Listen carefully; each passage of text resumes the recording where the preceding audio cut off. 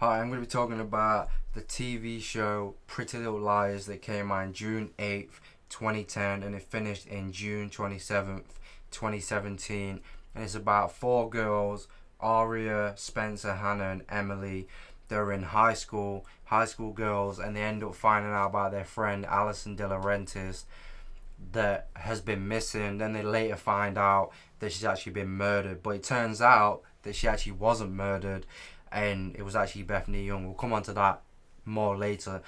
But yeah, it's about four teenage girls, and there's plot points and mysteries and mission and riddles and stuff like that. And there's a person called A that's and there's a bunch of secrets and secrets with the parents, secrets with the kids, and gossiping in the whole town and stuff like that. And it seemed like Aria was the first one that got the A message first, and it seemed like she was the one that was like the main character in the pilot in the first season, maybe even season two. But and to honest with you, all the actors and actresses are good in the show. They're great, but I think Hannah and Emily as a character, the character, I don't think they're really that good or they stand on their own that much as individual characters. And I know Emily was an LGBTQ and an openly gay character, and Shane Mitchell spoke about being in relationships with both. But even in 2010, it wasn't as open as what it is today. You know, someone being LGBT or being gay or whatever, it wasn't open as what it is today. And maybe it was open in 2010 with openly people saying they're gay, but not that much compared to today. But I don't really mind if there's a gay character or female role that's the main character or whatever. I mean, this is Pretty Little Liars, five main women, girls. But yeah, and they're getting death threats and a person called A. Now let's talk about A. And technically Mona was the first A, but me personally, I don't think she was. There's been debate. I've searched it up. Some people say yes, some people say no. But the reason I don't think she was the first A is because if you've watched the show, in the flashback episode with Alison, and there's a bunch, and we'll come on to that. But there's a bunch of there's a flashback episode with Alison where she's in the Halloween shop and she meets Jenna for the first time, and she gets technically what is A message, but it wasn't actually signed by A.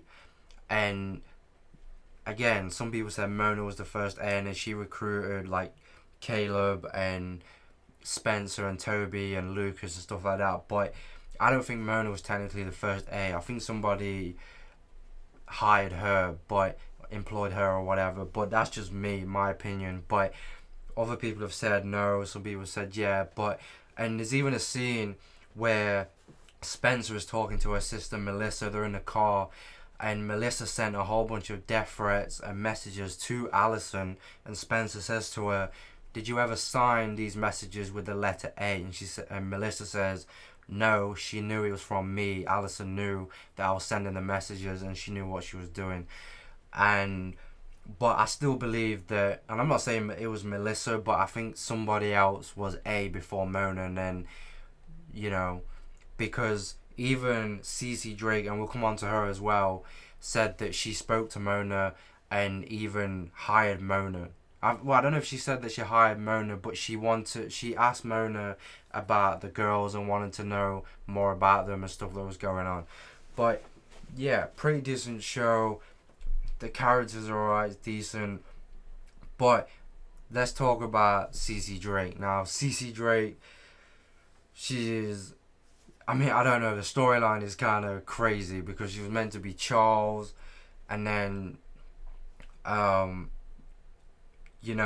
then she's technically her brother, but then she's technically her sister, and she's Cece Drake. But the storyline of her being A and the whole backstory just doesn't make sense, and the whole Charles, and they didn't actually say that she was transvestite, but technically that's what they did. It's just I think at the time it wasn't openly as what it is today.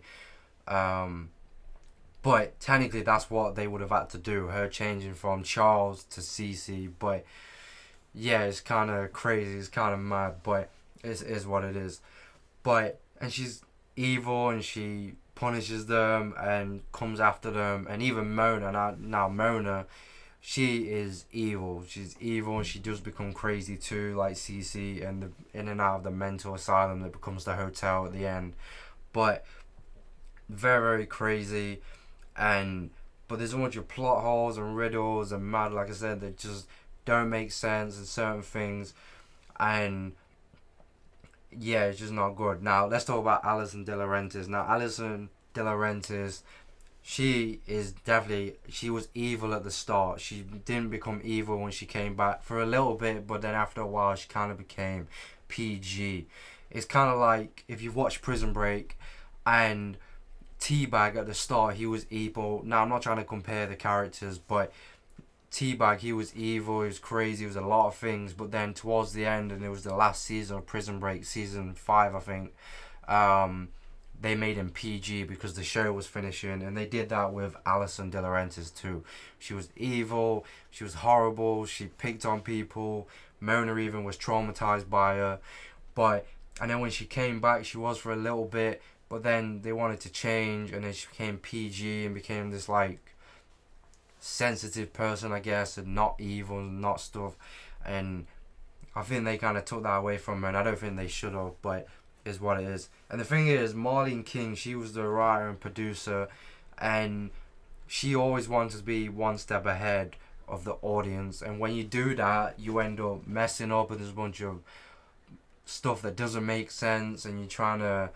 And obviously, at the time, social media, like there was Gossip Girl, and I also did a video on that. Like Gossip Girl, they definitely used social media, but Pretty Little Liars did it way more, and social media became big during like the late 2000s, but by 2010 it was nowhere near what it is today, but it became bigger in 2010, 2011 compared to the previous years. But what is it? And there will be things online and on Twitter and online and stuff like that where you could guess who A is, and the storyline and the plot line and the riddles and who's A and who's doing what and stuff like that.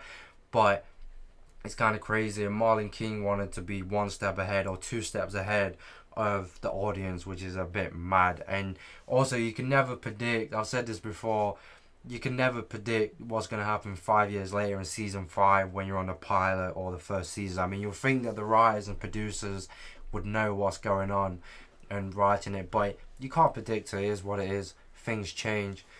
But yeah, it's got 7.3 on IMDb and 81% on Rotten Tomatoes, or Tomatoes for you Americans. But as far as Pretty Little Liars, there's some funny stuff, some good stuff. Now we'll talk about Ezra. Now Ezra, kind of a weird character. He's interesting. He is a rich boy that's come from a wealthy family that's pretending to be poor, like what Allison told him, and his family have like the theatre or whatever, and they end up finding out he's a rich guy pretending to be a poor one. And also the relationship between him and Arya is a bit mad. You know, they tried to push not just that, but the whole older guy talking to the teenage girl that's in high school, is and him being her teacher, and I guess technically what some people would say is technically abusing her while she's underage. I mean, I guess technically it's weird. I mean I was about to say even for the time, but of any year it's weird with a teacher and a student and older guys talking to younger girls. I mean, it's weird, but they try and push this so much to make it, I guess, raunchy or sexy or whatever. I mean, they did that with Gossip Girl, but it's kind of mad. But yeah, it's a bit weird, and like I said, and they do this a lot, and I swear by my Gossip Girl video, a lot of the actors and actresses was between the age of 20 to 25 years of age playing high school characters. Well, Sasha Pierce, she was actually like 12 or 13 years of age when they did the pilot in the first season, so she was younger than them all. But they always do that, actors and actresses playing 20 to 25 year olds, especially in Disney TV shows. But yeah, it's kind of funny. But yeah, and as far as the show overall, I mean, it was good at the start. It was very, very good. I mean, it. I don't. It was. it wasn't weak, but it wasn't that strong at the start. But it's got a cult following, which is fair enough. And I like the show just like everyone else, but it has this cult following and people love that. When you've got that, then fair enough, you know. I mean, I watched it a bunch of times. I mean, there's a bunch of stuff, and either like who's A and who's gonna be A this episode or this season or whatever, and they have like the whole thing with being twins and people pretending to be each other. And Bethany Young was wearing Allison's clothes, and she was wearing that yellow top, and then there was even Mary Drake, and it's like this thing where when I guess you're an actor or actress where you get a relationship or a friendship or whatever with the director or producer or writer or the studio, and they keep you on. And they did it with a lot of shows, and did it with Gossip Girl and other shows where, you know, they keep them on so they carry on being in the show. And they did that. And Andrea Parker, she played Allison's mother, Jessica De Laurentiis, and then she ended up playing Mary Drake. And the character of Mary Drake, obviously it was different. The twin, she's like the one that Jessica doesn't like, and she's like, I guess, like the black sheep. And she, you know, she ends up, she's kind of a creepy character, but then towards the end she actually ends up taking the fall for, you know, the murder that she did. So that was kind of a plus. And then technically she's the mother of Spencer, and I guess like what, the auntie, or I don't even know how the hell that works with Allison, how she's related to her, but they're all family, I guess. And it's very, very funny when, I can't remember which episode or season it is, but when Spencer goes up to Jason and they're in the school and he's in the outside near the cafeteria, and she basically, Spencer says, oh, your dad is my dad, and now all of a sudden they're family. And even Allison had a joke when she came back, basically saying to Spencer, yo, do you think our big brother is dangerous or whatever? Now let's talk about Jason. Now Jason, he's an alright character. I think Drew Van Acker, he's a very, very good actor. I want to say this, sounds weird, he's just got one of them good names. I don't know what it is, and I've not really seen him in anything else really, but he's just got one of them like legendary actor names. But yeah, the character of Jason De Laurentiis, I mean, he was kind of, I mean, I guess all the characters are kind of creepy in some sort of way, but he was kind of a creepy character, but he wasn't really in it that much. He was just like Allison's older brother that was kind of creepy and was drinking and on booze or whatever, drinking alcohol or whatever during that summer. Going back to the plot points and riddles, I know I keep on saying it, but that's another thing that happens, that you never really find out what really happened the night that Allison disappeared. Obviously it shows you they was in the barn, and then it's that summer, and then it shows you her meeting Toby and then meeting Ezra, and then she goes and meets Ian at the Kissing Rock, and that was kind of weird. But it never really shows you what the hell went on, and it shows you bits and pieces, but again, missing pieces, plot holes, riddles, but it doesn't actually, and a lot of people have said this too, and again, I think that was Marlene King trying to keep up with the audience, and, well, not keep up, but be 2 or 3 steps ahead.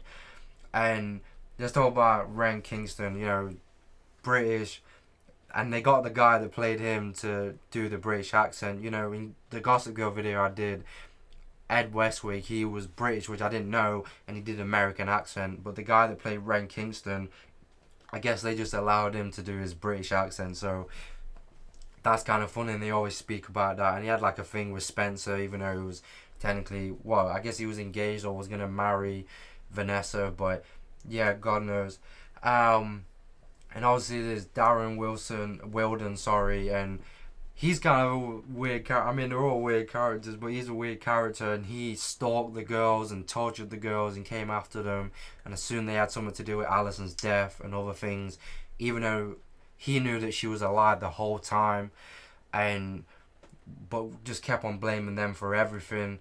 And Noel Khan, I love Noel Khan. He's like Mona, you know, evil and crazy and mad and a bit weird too, but yeah, and I love him. He's a very good character, but very, very evil, but yeah.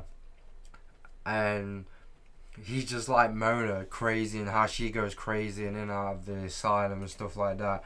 But overall, it's a decent show. I mean, they have like great guest stars and stuff like that, and they've been in other great movies and TV shows that I've watched. But apart from that, I mean, I guess the writing's okay, decent. The actors and actresses are good, but for the most part, then there was time where, like I said, it was about Arya, and then they wanted to be other ones, and then it was about Spencer, and how, and then Spencer became the lead character of the whole show.